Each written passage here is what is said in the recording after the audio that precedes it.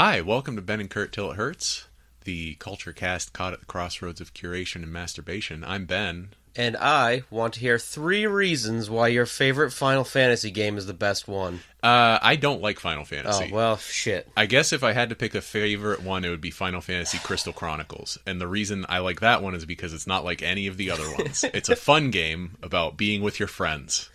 Does that satisfy you? That's satisfying.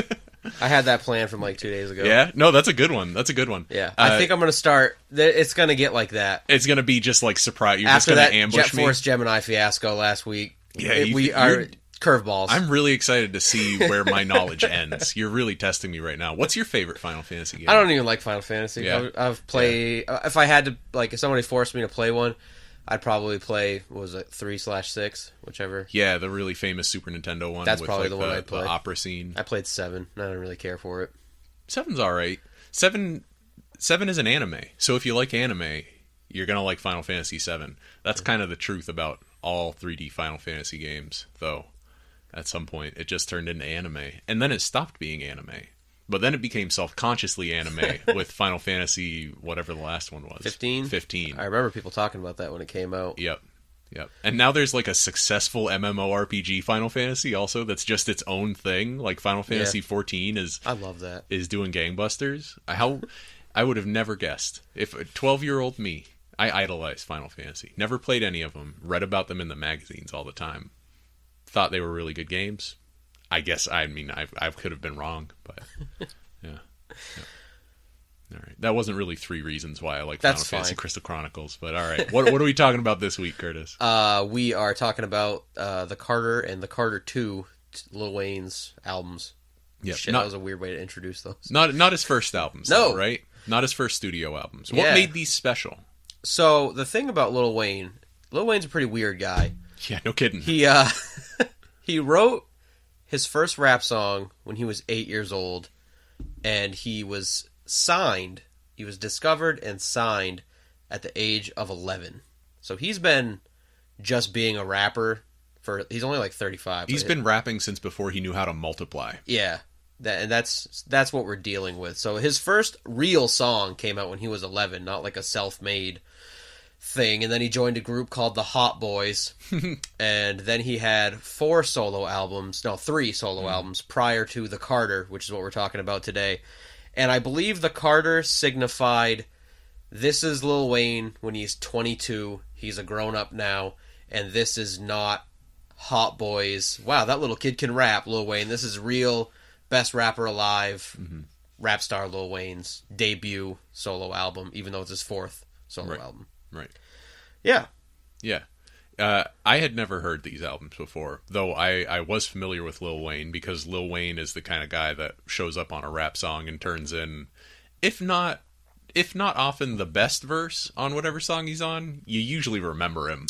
Yeah. You know, he makes an impression. There is an interesting reason, in a way, for that we will probably discuss more next week when we come back. But overall, yeah, Carter 1, the Carter 2. Yep, those are what we're talking about this week. What's your history with these albums? So it may be surprising to find out, I actually hated hip-hop and rap music, or the same thing, throughout... Not. What? No, it's not. Okay. Anyway, move on. All right, we can't get into that. It's fine. Hip-hop is the culture.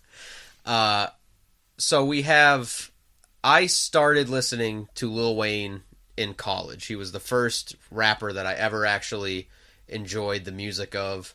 And then I started to get into other rap. And so I kind of just was exclusively into Lil Wayne. And then I found some other stuff that I liked, like NWA and Biggie. And I have become a huge hip-hop fan since then. So for me, it was kind of cool to do this, because I got to go listen to those albums that I hadn't listened to with like a hip-hop head's ear. So I got to venture back into those. But that was about it. I found Lil Wayne in college, and I really liked the Carter. At the time, there were only 3, and now there are 4 Carter albums. Do you remember what you liked about it at the time that made you kind of do a 180 on what you had said before about hip-hop? I remember the first Lil Wayne song I ever heard, and I really liked it, was Phone Home, and that's on the Carter 3. And I think that was the first time I ever noticed the wordplay. And I think at the heart of what I like about hip hop is I really like wordplay. That's why you're a Mad Lib guy. Yeah. Or an MF Doom guy as well. Yeah, I really like when people do like rhyme breakdowns and they'll like use different colors to show the different rhyme schemes throughout a verse. And I think that was on Phone Home. There's some really cool, maybe not the most complicated stuff, but there's some really cool and easy to grab onto. Like, oh, I understand that metaphor. And I think that was what really, plus it's just a cool beat, but I think that was really what brought me into it. Yeah. So, I agree about the wordplay. Lil Wayne's wordplay is striking at a really good middle point where it's usually, I mean, almost always. It's rare to hear Lil Wayne come out with like a tired metaphor or a tired line. The one that stuck out to me, a bunch of them stuck out to me, but the most recent one that stuck with me was on the Carter 2, one of the songs. He says, "Live every day like it's the short one," right? And that's a good. Yeah. That's a good way to say, like, live every day like it's your last, because, you know, every single day that you live, other than the first one and the last one, are going to be exactly 24 hours long.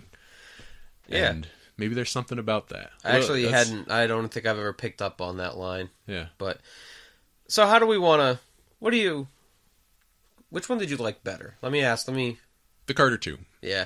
I think that's pretty.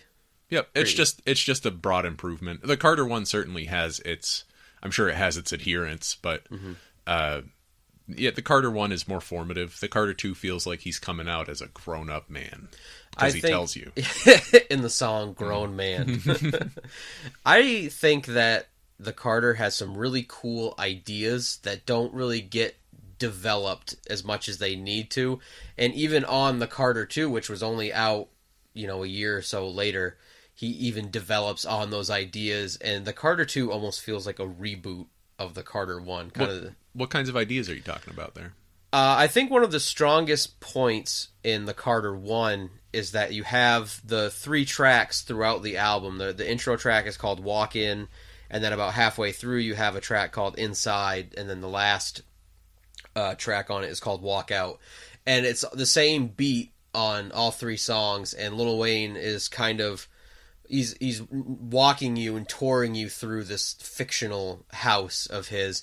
And I think that's a really cool idea, but I think with Fly In and Fly Out and Carter 2, he does the same exact thing on the Carter 2, and I think he's a lot better at it by that point. Yeah. Do you know where the house conceit comes from? No. This is something I learned from the Wikipedia page literally just before driving over here. The Carter, the title, comes from the name of a crack house in the 1991 film New Jack City. I've actually never seen that. Me either. It's on... I had seen it like at Bull Moose a lot, and I was like, I should watch that. That looks all right. It's got fucking Mario Van Peebles in it. Yeah, love that dude. I just never did. I think also Carter's Lil Wayne's last name. Yep. So I never even knew that. There's a little bit of Jungian synchronicity there. It's like the images come together, and it's important, even though they're not literally connected in any way. It's like, well, there you go. That's the title of my album. That's the conceit for the whole thing. It's also my last name. It works so well. How should we get into this? We're in it, man. We're in it. We entered the realm, man. At Ben and Curt Till It Hurts, we love to eliminate categories. Every 10 minutes, on the 10 minutes, we will ask, how are we going to get into this? Yes. I think... what are some strong points for you? What did you really like about the Carter? Oh, like my favorite tracks or my favorite elements of it? Let's start with tracks. My favorite tracks. I really like This Is the Carter, so hold on to your teenage daughter. A lot more rich and a whole lot smarter, does he say? Yeah, that's pretty good. That's a good song. Yes. It's just upbeat, like it feels cool. It feels like you're out with him. It has that feeling of like being on top of the world. Yeah. Which is one of the great things that hip hop can communicate, is the feeling of being like, you know what, shit can go really bad for me. There is real danger in my life. Not mine. I'm a white man, but like, I'm a straight white man. There's no danger in my life at any point. But some people in the country have to live with the specter of danger. And but in this moment, I'm on top of the world. I'm feeling good. I'm feeling right. And I think This Is the Carter is one of the great evocations of that spirit. Other than that, The Heat, I don't remember why I wrote that one down, but I liked it. Get Down, same situation. Don't remember why I wrote it down, but I liked it. That is a fantastic song. What do you like about the Get Down? Tell me what I like about the Get Down. I think it has one of the catchiest tracks. It's one of the catchiest songs on the album. And I think both Lil Wayne and Birdman have some really good stuff on that. I actually didn't write any like notable lyrics down for any of these songs. Poor planning on my part. It's fine. But that was one that I never really cared about when I first listened to this album, and then a couple not this time, but a few years later when I went back, I was like, how did I not notice this song the first time? And then I pretty much like burned it into the ground by listening to it over and over again. And now I think it's probably in the top 3 or top 5, like still great by today's standards. I think that songs off this album, or songs from that time period. Songs off this album, yeah. I should have specified that. Yeah, I gotta look up some shit about the Get Down. I keep calling it the Get Down, like the Netflix original show about the origins of hip hop. Because other than that, I'll go to my next one while I'm looking this up. I also really liked Ain't That a Bitch. Yeah, that's got a great little hook on it there. That's got a really good hook, and it has a theme that I haven't heard in many other rap songs, which is like mostly rap songs are about building yourself up, but I think Lil Wayne has a good way of tearing other people down, which is a weird thing to be good at, right? Yeah. But Lil Wayne has some of the best shit talk in the business, and this song is one big shit talk, right? But it's also about him. I don't know, maybe I'm overreading into this, but it seems like he is putting his fears forward. Yeah. Like, we've been through This Is the Carter. We've been through the moment of strength. What does the moment of weakness look like? Your hoe's unfaithful. Your family's ungrateful. Ain't that a bitch? Yeah. Right? It's like Lil Wayne on this album is portraying himself as a criminal, right? As a person who sells drugs and does crimes for money. And the worst thing in his mind for that character, I don't know how true that character is to Lil Wayne, but whatever, it doesn't matter. The worst thing for that character is, I'm doing all of this so that my family can eat, and they're not even grateful. Yeah.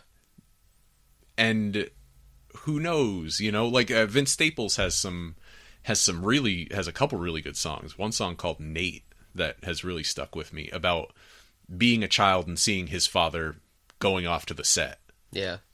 And like, how does that feel? It's like, well, it's putting shoes on my feet, it's putting food on my table, but I also recognize that it's some bad shit. Like, even as a child, you recognize that it's some bad shit. So you're caught in the middle of this dynamic of like, this is literally allowing me to survive, but it's also causing tension within the household, and it seems like a destructive habit.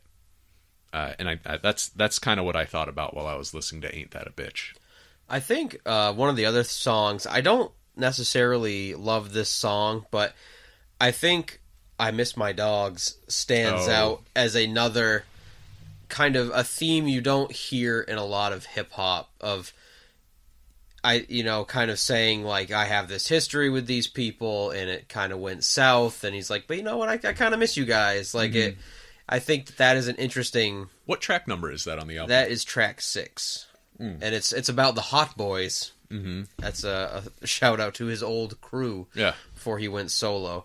And I think that's kind of an interesting approach to a song, because I think you're right. Usually with hip hop, I think the big thing about it is building yourself up, and I like that in this instance he's kind of looking at, just reminiscing about the greatness of others too. It's some real introspection on that song.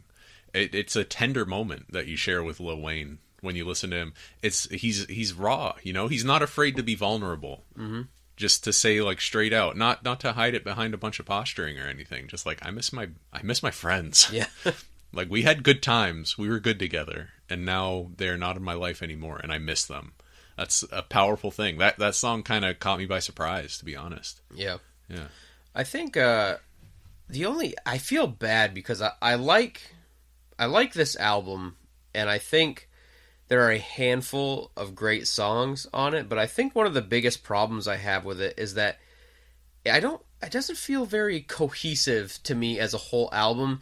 Certainly not as much as the Carter 2. Okay. And I think that there are some kind of, I would say maybe glaring weaknesses on the album that I think make it hard to be relevant today. The first one, not necessarily a bad thing. Nothing. Manny Fresh is essentially all over this album. He produced the majority of the tracks on it. If he didn't produce the track, he recorded the track, and he has a handful of verses kind of peppered throughout the whole thing. And I think this album came out in 2004, and I think one of the weaknesses of this album is that it existed in a time when hip-hop was changing, and you were getting into your first examples of beats that weren't sampled from other songs. I think there are a lot of just like electronic beats in this that sound very generic now. At the time, I'm sure they were, pretty banging, but I think they have not aged well. Similar to how, like, when you look at like CD covers from the early 2000s, you get a lot of those like very first Photoshop album covers hell yeah. that just look fucking awful. Everybody at home, look up Big Bear Doing Things for a really great album cover from that era, from that Photoshop era. Just gaudy, just like a thing everywhere. Listen to the album too if you want, it's fine. But the cover is the main reason to go look up Big Bear Doing Things. I wish I could look it up right now, but I don't want to distract myself. I'll put it on the list of things to look up. I did not mind the production at all. Yeah? I liked it because it brought me to that time. Yeah. I like it. It places it in a context. It feels very authentic. It feels... Lil Wayne feels like a genuine grassroots hero. Yeah. Like from the New Orleans scene is where he comes from, right? Yep. So... And he mentions it all the time. Constantly. And it's really cool to have a rapper from New Orleans and to be able to hear the jazz influence in his flow. Yeah. Is pretty incredible. Like the sing-song stuff that he does in his flow that's so unique, especially on the Carter 1. He does it maybe a little bit less on the Carter 2, or maybe I just noticed it less because it wasn't as new. But when I started hearing him do that on the Carter 1, I think it was before he ever referenced being from New Orleans. Or before I noticed it, but I could tell this dude was from a different place from your normal, like, when I think Southern hip hop, I think Atlanta. Yeah. And Atlanta has a really specific sound, and Lil Wayne does not fit that sound. He feels like an outsider, and I dug that. I'm gonna go ahead and look up that album cover for you. You just fill the air. You just talk as you need to. Yeah. I think that it's interesting because there are ways you can approach making an album, especially in hip-hop, and there are great examples of both ways. So, and there are two ways that, two choices that were made on this album, and it's always the kind of choice of whether you want to have one producer produce the whole album. That is exactly what I'm talking about. Big Bear Doing Things. Yeah, look it up. Seriously, and look it up. And that album cover was probably fucking fire when that album came out. Oh my god, yeah. Yeah, it's beautiful. There are no fewer than 4 bears on this cover. And they just look so real, you'd swear they look fucking chill, right man. There. Yeah, it's awesome. Jesus. I broke your train of thought on purpose. It's fine. So when an artist makes a hip-hop album, they have to ask themselves, do I want to work with one producer and have all the songs be, written by them? or do I want to hire a series of producers and just kind of hand pick my favorite tracks, from a bunch of different producers? Or the label says like, yeah, you're going to work with this guy because this is the guy that we have in-house. And he's salaried for us. And that was the case for the first. I was thinking that the Carter that was probably the case Manny with Fresh that. was the in-house Cash Money. And I think Young Money, whatever the label was. Cash Money, Young Money. Cash Money Millionaires. YMCMB, Young Money, Cash Money. Okay. And then they added the billionaires later. Young Money, Cash Money, Billionaires. Good. I love hip-hop. Yeah. So once you have made that choice or have had that choice made for you, there are great examples of both ways where the sound that you want to achieve. And I think some hip-hop albums, take a classic like Illmatic or 36 Chambers, you can listen to that and it's kind of timeless. It always has a sound that it doesn't sound like that's from 1996. It doesn't do that. I feel like for 36 Chambers, it does sound like it's from 1996, but that's a good thing. Okay. Because shit doesn't sound like that anymore. But that's not bad. Yeah. Nobody's making an album that sounds like 36 Chambers. Nothing has that exact balance of spare and maximalist production. What album was I listening to? I don't know if it was one of the new... No, it was Lou the Human. He's a hip-hop artist. He had a new album come out this year, and he sampled a Wu-Tang Clan song on it. And I was like, wow, we've come full circle. We are hip-hop artists sampling other hip-hop artists. Yeah, we're living in a hip-hop Ouroboros. It's amazing. Yeah, it's pretty good. But I think that... Hashtag blessed. Hashtag in it to win it.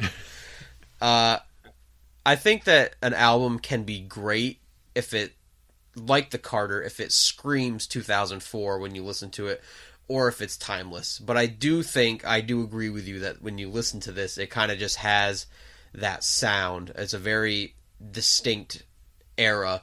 And honestly, an era that I've never been able to get into, with the exception of some Lil Wayne stuff. Mm-hmm. I think 50 Cent Candy Shop. I've never been a 50 Cent fan. Come on, man. I'm sorry. The 50 Cent series is coming up, everybody. This is the announcement. A lot of those... No, I'm not actually a huge 50 Cent guy either. Yeah, I do appreciate what he did, though. Both for hip-hop and for Vitamin Water. Yeah. I think a lot of the early 2000s stuff is really hard for me to get into. DMX and 50 Cent. Oh, come on. DMX is so good, dude. You have to get into DMX's mindset, though.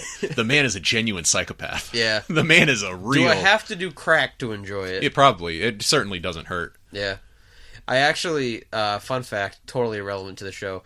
Somebody I work with is from New Hampshire and told me that somebody she knows is in rehab with DMX. And I was like, that's crazy. I was like, cool. I wonder if that's true.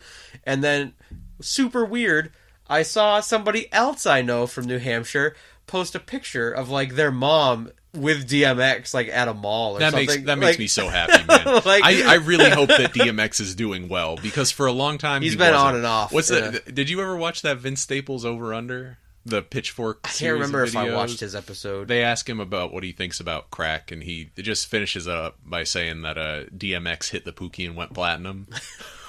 Just one of my favorite things I've ever come out of a human mouth. I guess he did. Yeah. I don't know what that means. You can figure it out. Yeah. All right. What were we talking about? How do we want to get into this? That's true. Okay. All right. I think we should approach this by talking about the album. All right.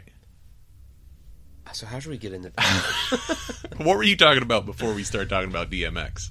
I was just... I had finished saying that when you make an album, you kind of have to pick whether you want one producer or two. Right. And then if you want it to have I don't know if you make a choice of whether you want it to be timeless or if you want to... I don't think anyone would approach a work of art saying, I don't want anyone to think about this in 5 years. But I think a big difference with, and I almost think you maybe can choose whether you want something to be timeless. Give me the secret. Only in the sense that I think, obviously this is not foolproof, but I think... if you sacrifice 3 chickens and you pray to Baal. I think if you have any technology at your fingertips for making an album, you are going to use the most advanced, which will be outdated quickly. Where if you don't have that, you will do the most with what you have, and I think you'll have a tendency to do more with it to make it so it lasts longer. So you're saying you shouldn't try to live at the bleeding edge. Because Right. if you live at the bleeding edge, things are going to change in the bleeding edge. And because the bleeding edge is so new, you're not going to know how to use the tools as well as you would if you use slightly older technology. Practical effects still look better than CG. Indeed they do, because we've been doing that shit since fucking Harryhausen or whatever. Yep. Right? Since the Cabinet of Dr. Caligari. Hell yeah. References. The Cabinet of Dr. Calamari. Yeah. Yum. That's one of... I know we've been talking about eliminating categories. Yes, we have. Which is something that... This is an example of something I've just embraced with our show. Mm-hmm. I was a little bit worried when we first started this because I was like, will people want to listen to a show about, hip-hop one week and then a movie the next week and then Animal Crossing the next week? Mm-hmm. They will if we make it good. That's the thing. Right. And I think that I have just embraced, sorry. If you want to listen to us talk about Lil Wayne, Final Fantasy's gonna come up. That's just the way it In fucking... fact, Final Fantasy's gonna be the intro. That's just the way it has to be. And if that alienates people, I'm sorry. But Well, listen, you keep talking about eliminating categories, but those DVDs are still in alphabetical order, Curtis. Ben, they're less categorized than they were. If you recall, they were categorized by genre and then alphabetized. Here's what I'm going to do with my books soon. All right, Okay. I've had this plan for a couple weeks. This is going to give me anxiety and diarrhea. No, it's not, because it fits the category, but it's a more naturalistic category. Okay, I thought we were eliminating categories. We're eliminating the typical categories. Oh, okay. We're moving to a broader spectrum of categories. Okay, right now we're enclosed in the alphabetical / by director I'm so / by fucking creator excited for category. this. Tell me about your books. Chronological. I love it. Yeah. High fidelity. By publication order, right? Right Wait a on. minute, he does do that in High Fidelity, doesn't Yeah. he? My idea is not so fucking No, it's original still now, sick. is it? I actually... Oh, this is something I should not admit about myself. Mm-hmm. I hadn't been buying vinyl the first time. I saw High Fidelity fucking years ago. Yeah. And then I started buying vinyl. And I do...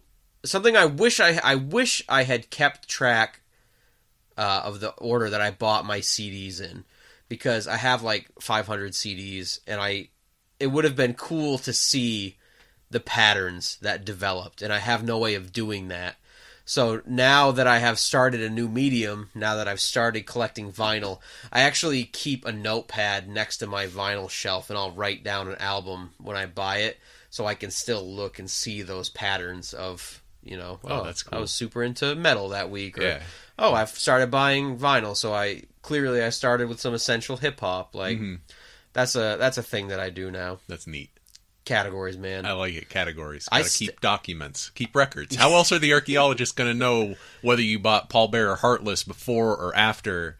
Name another More record. importantly, how else will I be able to prove that I actually had 500 CDs when my house collapses and it all gets destroyed by its own weight? I bet in 500 years there will be a subway tunnel running above this house. I fucking and hope some homeless person, right? Homeless by choice, Yep. is going to dig down, and they're going to That fucking find. hit home for me for some reason.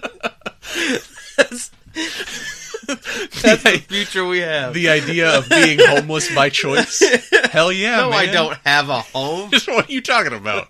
That's so 500 years ago. What are you, my grandfather? What do I want to die in a fire? Why would I have a home?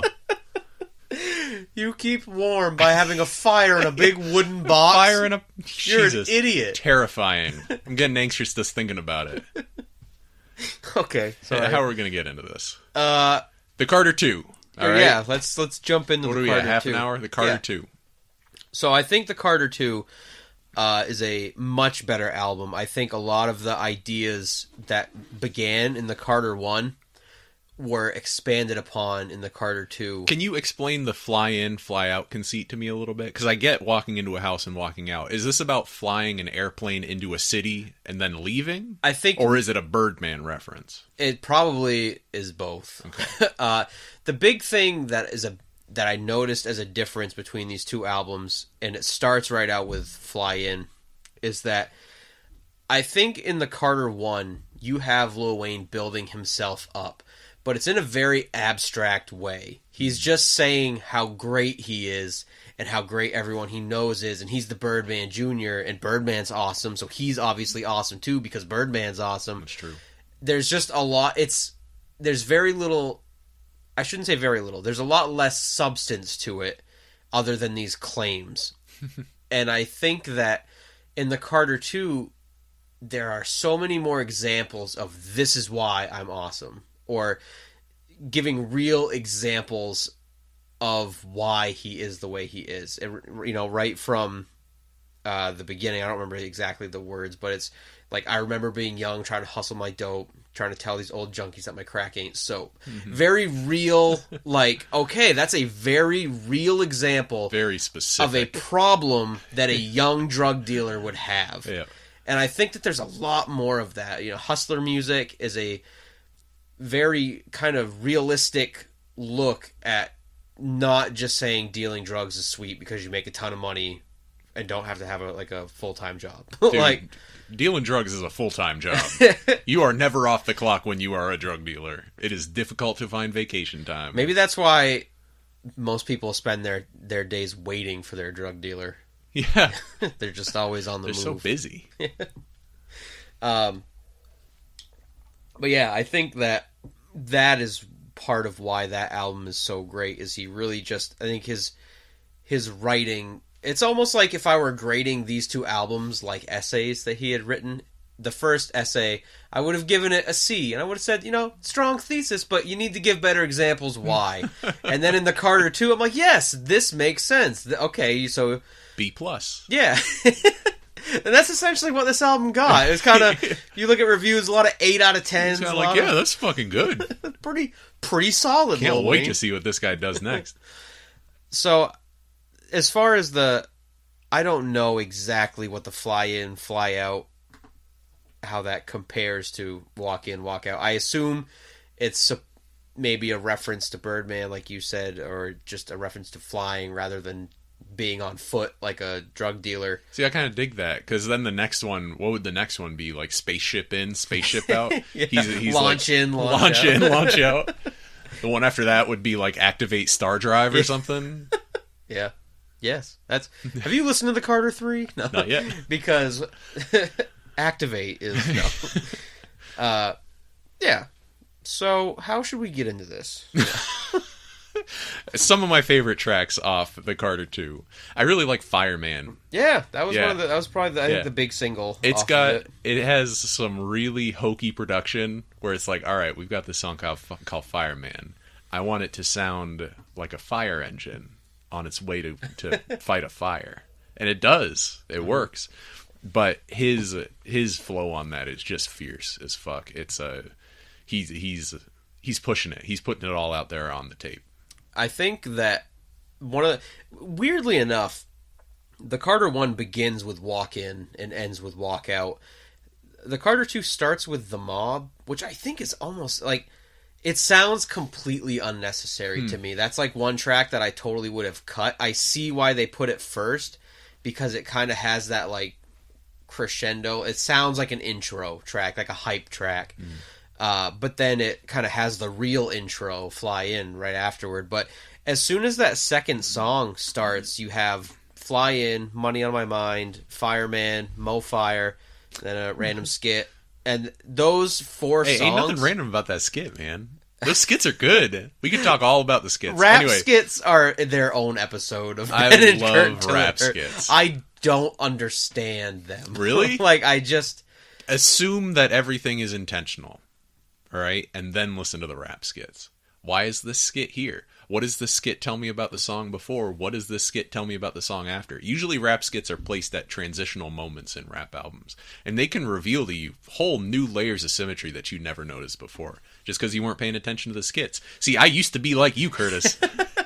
One day I'll get on your level, man. But yes, those four songs are tight. And you continue with it, some okay songs, and then really the whole, there's probably like 3 okay songs, and then immediately from Carter 2 pretty much through the rest of the album is just pretty solid, which especially for a rap album is pretty uncommon, I would say. Even a lot of albums in general. I think when you space out an album, you kind of have a lot of your bangers loaded towards the front, and then you kind of have your like longer or more experimental or epic, or your songs about love. Yeah, all that stuff is kind of your one prerequisite song about love tacked on at the end. But I think this album stays consistent and just keeps going through it. Kind of just has some great songs throughout it, and even kind of does stronger sampling than it did on the Carter 1. There's a lot of direct lines sampled from songs rather than just a looped musical piece. Yeah. I also like Best Rapper Alive. Yeah, a lot of... Because it really does. He sounds like he believes he is the best rapper alive. And I think that goes a long way. Yeah.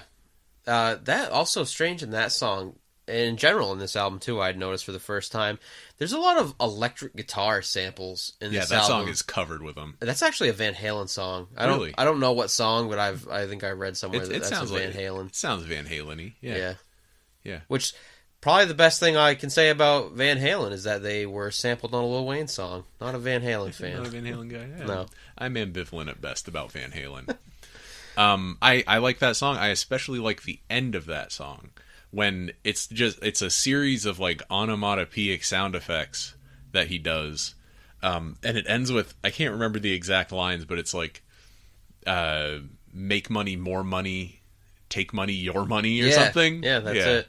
Yeah, I don't think that's exactly right. There's another twist in there that makes it sound a little more poetic, but that's the essence of it, and it just comes after this long stretch of like relentless fucking flow, and it finishes with that. Also, another song. Wait a minute. One of the songs he apologizes for cussing at the end. Yeah, and I found that very charming. I think I don't know if that was "Feel Me," but there's a song that rather than having a hook to break up the verses, there's like a pretend interview. And that's one? Quite late. No, it's not. It might be Best Rapper Alive. I might be getting my songs mixed up, but I remember the interview song. I really like that one as well. Yeah, those interview snippets are really good. I haven't listened to a lot of Lil Wayne's stuff from when he was very young, but I do know that I like the impression that you get of Lil Wayne's mother throughout some of his songs, and I know his first album has very little cussing in it because his mom, to kind of get her to sign off on her 11-year-old being given a rap deal, she was like, I don't want you to say any cuss words. And I think that's pretty funny. There's also a lot of kind of allusions throughout the Carter 1 and 2 that his mother doesn't really like the way he lives or support the things that he does, but she realizes that like he's really successful doing it, so who's she to really stop the checks from coming in? They probably have a pretty complicated relationship. I feel like you have to. Yeah. Obviously I would never be like, I kind of know where he's coming from because I have a podcast. I'm not comparing myself to Lil Wayne, but... Not yet, anyway. No, not yet. I'm not the greatest rapper alive yet. I am going to sample Van Halen in this podcast, though. Through the whole thing. Yeah. The whole background is just going to have a Van Halen. It's just going to be fucking, what is it, Volcano or something? Yeah. That Eruption, that really famous solo. I think that when you... especially with rap music, you kind of have this... I don't know the legitimacy of any of the things Lil Wayne says, but I know he puts forth this image of, your hard drug dealing gangbanger, and he's still someone's son. Like, he still has a mom, and I think that the only thing I can think of that I can relate that to is, like, when I started doing podcasts, I'm like, so I'm making recordings of myself, and I talk about porn, and I say swears, and I do a lot of things that I am saving forever and putting on the internet, that the only reason my parents don't hear this is because they don't want to hear me say it. When I know, like, when you're younger and you start doing these things, your family, they're, like, supportive, so they will be like, oh, I checked out your podcast. I turned it off because I didn't want to hear you talking about whatever porn thing I was talking about. Porn was such a big theme in the old Concord The cast. early days. The early days. Huge influence. I think it's a big theme in, like, male-driven podcasts in general. Yeah. It's a big theme in American society as sure well. Is. It's we could have the porn cast at some point. I've got some complicated feelings. I don't know if we ever need... We can have the porn conversation someday, but I don't think we need to... If we're not recording it, I'm not going to talk about it. That's a good point. I got you alone in my house. It's cold in here. All right. Speaking of which, Grown Man. Yeah. Another very good song. Great song. A little bit disturbing at times, that the monologue that he has at the end. Yeah. About, like, where are those Chanel shades I got you? You're always losing Girl, things. you're always losing things. I'm always buying you new things. I'm always buying you new things. What the fuck, Lil Wayne? But although, you know what was he, 22, yeah, 23? He was 23. He was 23 when this album came out. That's exactly what a 23-year-old yeah. would say. That is so authentic to the fucking 23-year-old misogynist experience. I think it'll be better to talk about next week when we have the perspective of the Carter 3 and 4 as well. But Lil Wayne is such an interesting individual, an example of a person, because he really lives a very secluded, like, he's been famous since he was 11, he's been rich since he was 11. No one really ever tells him no, and he has the ability to push away conversations and ideas that he doesn't want to think about. And if you watch interviews or listen to him talk about things, it's very apparent that he doesn't get out much. Like, there's an interview where somebody asked him his opinions on Black Lives Matter. I remember he had this. not heard of Black Lives Matter, and then had he had a negative opinion yeah, of Black Lives Matter, despite having not heard controversial opinion. That yeah. It's like, man, don't take Lil Wayne's opinions too seriously, because he clearly doesn't. That's one of the things that I think is so great about Lil Wayne, though, is that Americans, I don't know, I can't say for everybody, but, like, when you like an artist, for me, it's like, I want to watch interviews by that, with that artist. Yeah. If that artist puts out a book and I like the artist enough, I'll read their book. And I think that there's this, people latch on to these opinions that artists or famous people that they love have. And I think that Lil Wayne is such a talented artist, but I really like that he has no opinion about anything real that I, like, feel the need to agree with. Yeah. I'm just like, man, I am completely content with just listening to your music, and that is it. Like, you make great songs. I don't want to hear anything else. Yeah. No, I want to hear it all. I want to know exactly where he's coming from. Because, like you said, he's a fascinating individual. Yeah. I don't agree with him about anything, but he seems like a interesting dude, I'm interested to hear what he says. I do know that he only listens to his own music, which is pretty awesome. Which is pretty crazy. You want to know what? Here's my new theory. Lil Wayne is the Donald Trump of hip hop. He's going to be president in 30 years. I hope so. I fucking hope so too, man. He'll probably be dead by then, because he's got some problems. That's the other thing that I really hope Lil Wayne... I feel like Lil Wayne has some shit to deal with that he has not dealt with. I want Lil Wayne to go see a therapist, all right? I want Lil Wayne to just talk to somebody, man. Yeah. Talk to somebody when it's not being recorded. Talk to somebody about your feelings, or, like...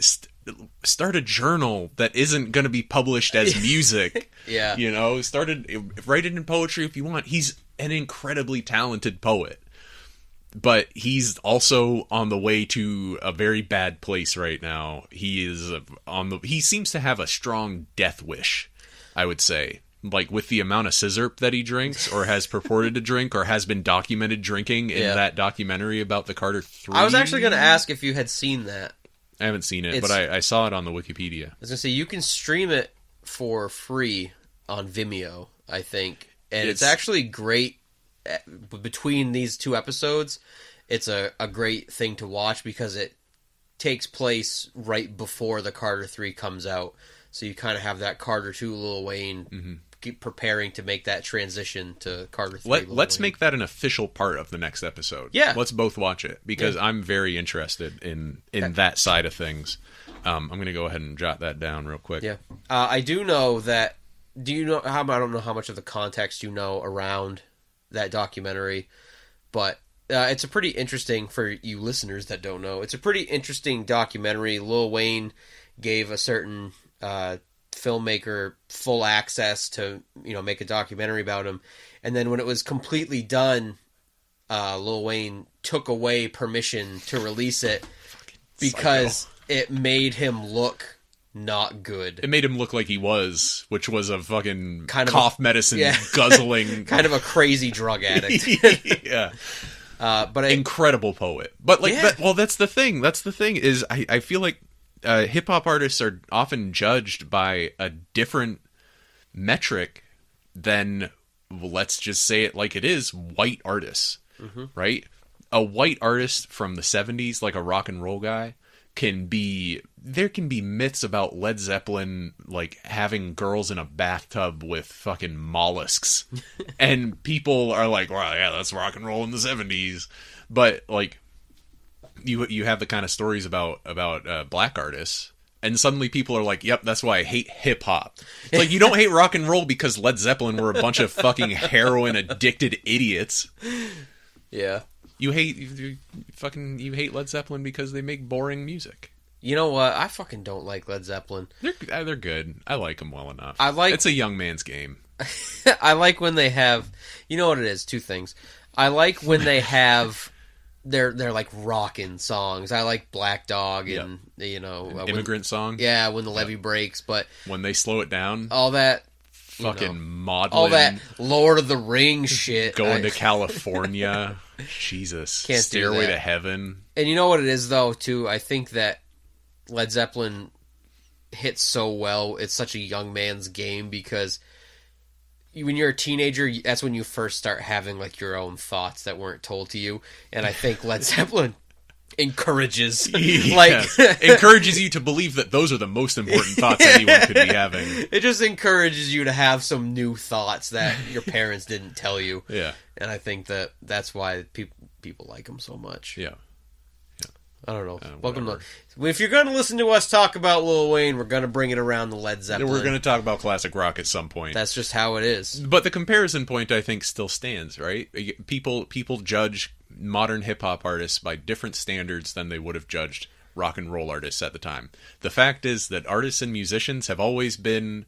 They've always been on the boundaries of like acceptable creative expression, which is what makes them great.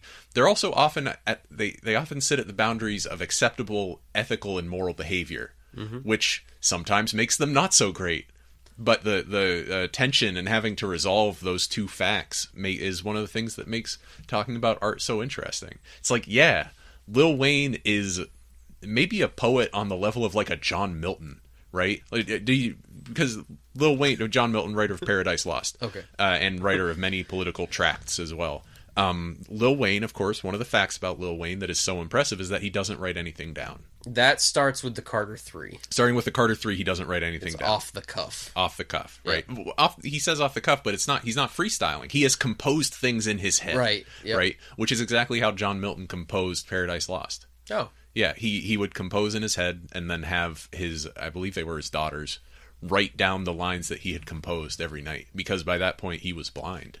Oh, yeah. I didn't know that. So, I don't know. I always like placing modern hip-hop artists within the context of the poetic tradition, the broader poetic tradition reaching back to the origins of human civilization and of culture itself.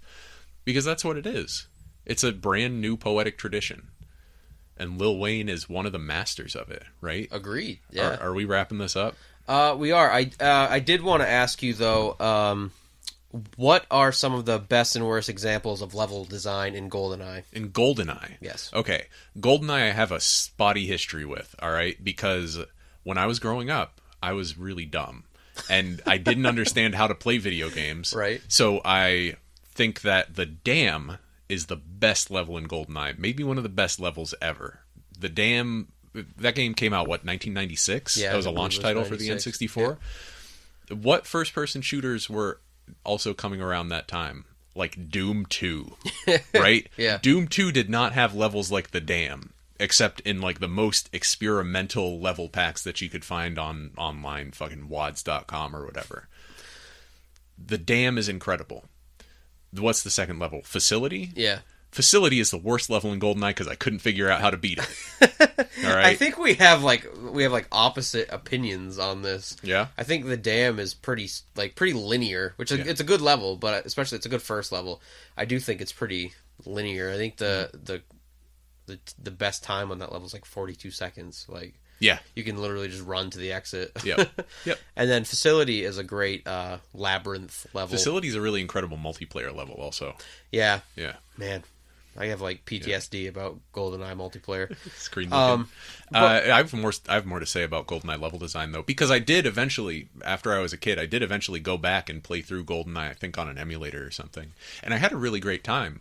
But that game's level design is really shaky at times. Maybe because it's so experimental, and it justifies itself by being so experimental. I think it essentially invented the console first-person shooter.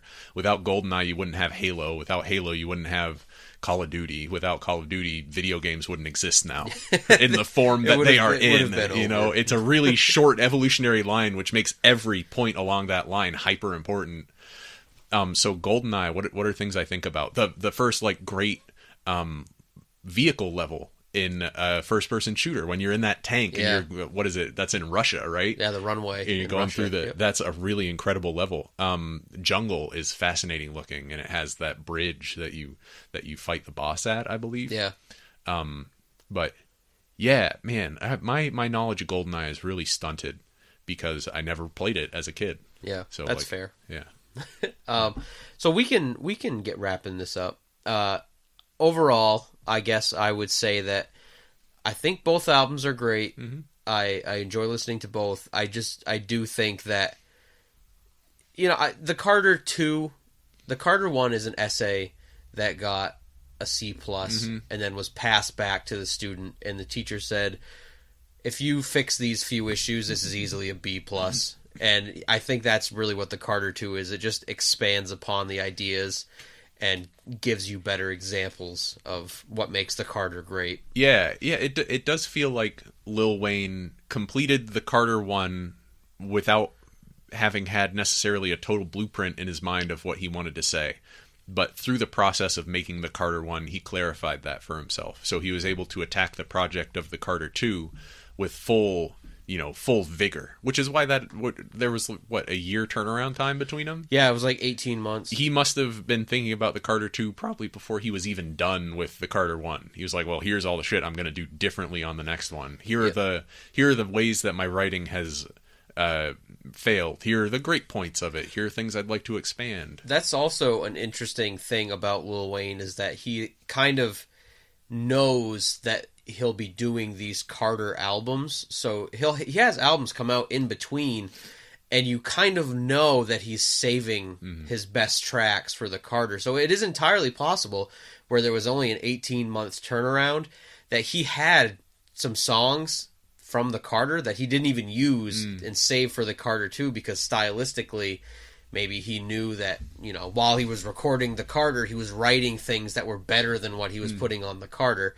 And I don't know if he thinks about it enough to know, but maybe he thought, you know, I should save this for the next one because it doesn't really fit in with what I'm doing on the first one.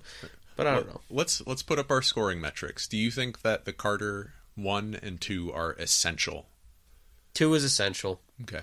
1 is not. I don't know that I would say that either is essential. Yeah. My opinion may change having seen the full scope of the project. Let me say the Carter 2 is essential Lil Wayne. Okay, yep. I can say that. I think that I can say that a lot more safely. All right. I would probably say, with my experience, Carter 2 is probably Lil Wayne's best album.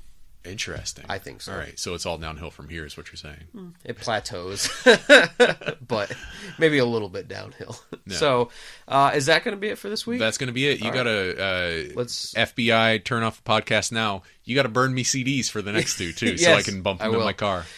So, as always, you can listen to more Ben and Curt Till It Hurts and Black Gold Podcast by subscribing to Black Gold Podcast on iTunes and Stitcher.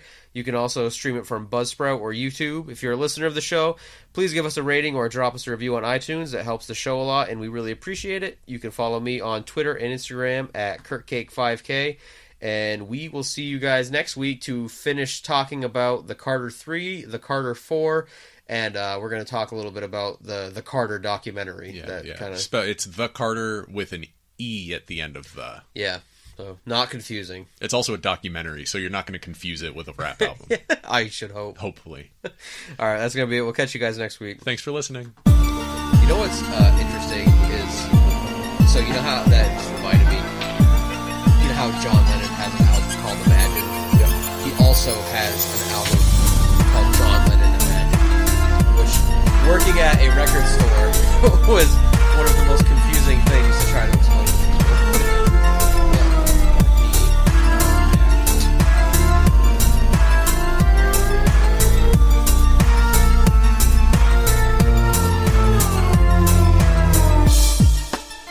That's my new thing, is I'm changing my opinion at the drop of a hat by saying I hadn't thought about it like that. That's my new...